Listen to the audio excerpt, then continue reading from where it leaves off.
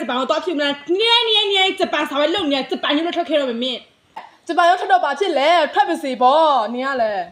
စူးစမ်းလိုက်လားဟဲ့အမှာပေါ့အရင်တော့ကလေသူ့ရဲ့ကြည်တယ်သူ့ရဲ့အပြုံးနေနဲ့လေငါဖြည့်တရတာအခုက तू ကမရှိတော့ငါဂျပန်နဲ့ပဲဖြည့်တရမှာပေါ့နင်ကလည်းအေးဝတ်ကျွေးပဲဟိုလိုတငယ်ချင်းနင်ကဖြည်းဖြည်းပြောပါဟဲ့နင်ကလည်းအဲ့ဒါဟဲ့ရိငါလည်း तू မရှိတဲ့လေရလေငါလီသားချနေမှာပဲငါတငယ်ချင်းလွတ်သွားတဲ့ကောင်စောက်ကတောင်စားဟုတ်တယ်သေနာဂျိုးကန်ဟုတ်တယ်တတိုင်သေးပဲဟုတ်တယ်ခိုးကြမွေးနောက်ဟုတ်တယ်ဒီလေချင်းညအပေးဟိုကြားပါတော့ငါနေစင်တက်လာဟဲ့အကောင်မစင်နဲ့လို့ကိုငါတငယ်ချင်းကိုများရစ်ဆက်ရှိမမခတီတီတော်ပါပြီနင်ကတော်ပါပြီငါဘာပြောပါလဲတငယ်ချင်းရဲ့ငါသူ့ကိုရှစ်ခဲ့ရလေသူ့မှာအပြစ်မရှိရတငယ်ချင်းရဲ့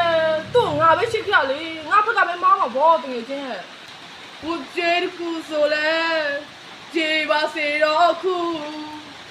တငယ်ချင်းငါ့ရိုက်ဟဲ့ကောင်းပါမလား